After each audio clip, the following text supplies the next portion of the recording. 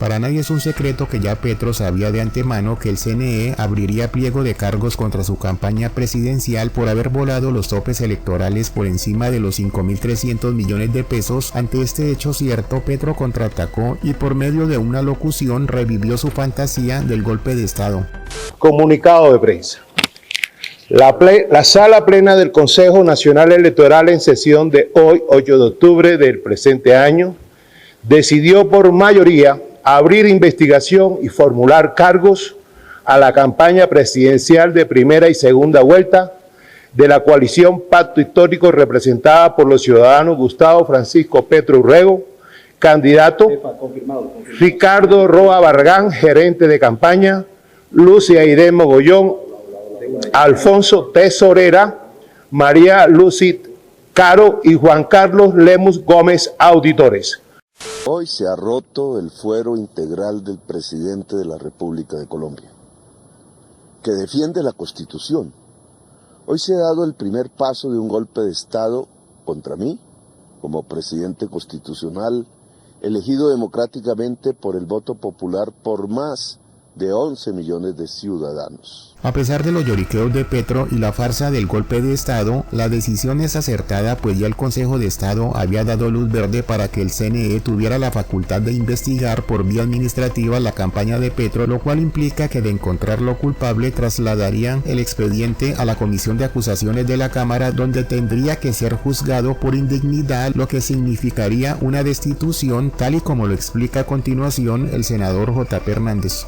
Petro, entienda que usted ya no es un guerrero, deje de incendiar a Colombia y empiece a comportarse como un presidente. El CNE no puede darle ningún golpe de Estado, mentiroso. El único que puede iniciar un juicio político en su contra es la Comisión de Acusaciones. Ahora, algo muy claro es que el CNE sí puede investigar y sancionar su campaña, como el Consejo de Estado lo ratificó. Y no es la primera vez que ocurre, ya ocurrió con la campaña de Juan Manuel Santos, su socio, y con la campaña de Iván Duque. En este caso, presuntamente, usted se voló los topes permitidos de la campaña, los 600 millones que le donó la USO, los 500 millones que le prestó el Polo Democrático, los 367 millones que le pagaron a Caracol Televisión, los más de 1.107 millones que gastaron en testigos electorales, plata que usted no reportó y por la cual tiene que responder. Pero ¿qué es lo máximo que puede hacer el CNE? Imponerle a usted una multa. ¿Y qué es lo máximo que puede hacer la Comisión de Acusaciones? Sancionarlo, como lo dice el artículo 109, con la pérdida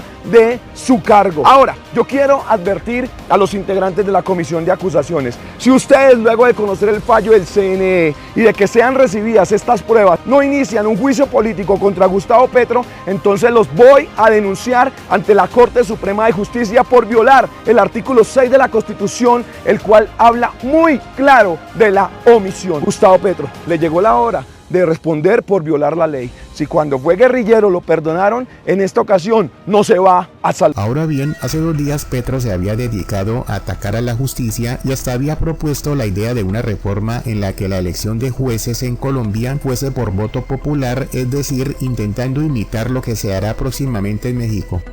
Y es una discusión actual, permanente. México, no sé si equivocado o no, lo ha sentido tanto que ya lo propuso, la elección popular de jueces. Que los deseos de cambio del pueblo no son seguidos por las doctrinas jurídicas que tienen que fluir con la vida.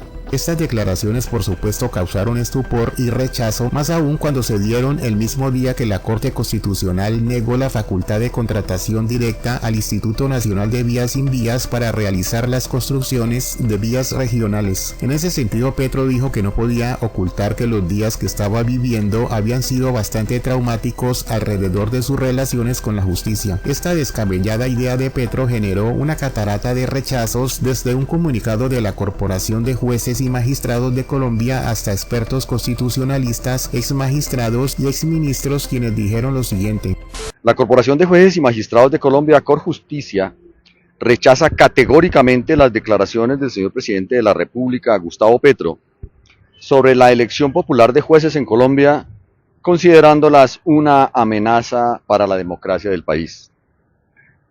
En esta, la separación de poderes es fundamental para garantizar la democracia proteger los derechos y libertades de los ciudadanos y asegurar el cumplimiento de sus deberes y los del Estado.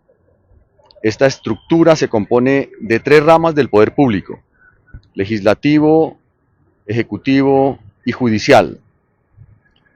Los contrapesos y los límites de los poderes provienen precisamente de la necesidad de preservar la democracia y evitar abusos de autoridad.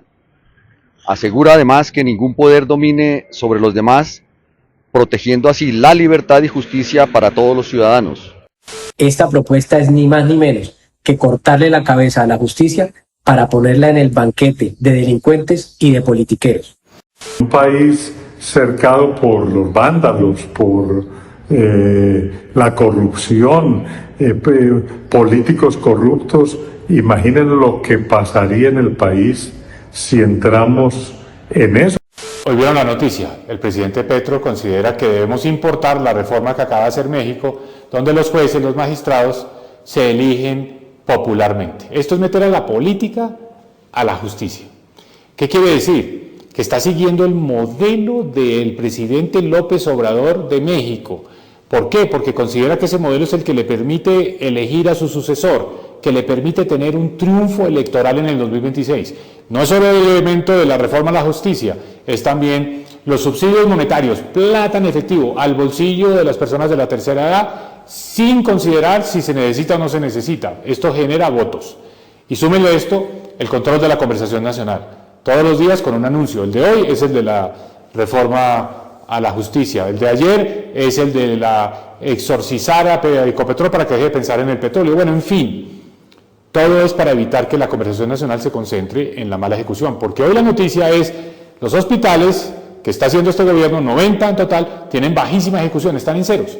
¿Qué quiere decir? El presidente quiera distraer para que la opinión pública no se concentre en que los resultados de este gobierno han sido muy malos. Entonces, seamos mucho más críticos de lo que está pasando, porque todo esto tiene una finalidad: emular al presidente López Obrador, que logró lo que Petro hoy le parece difícil y esquivo, que es poder ganar las elecciones de 2026.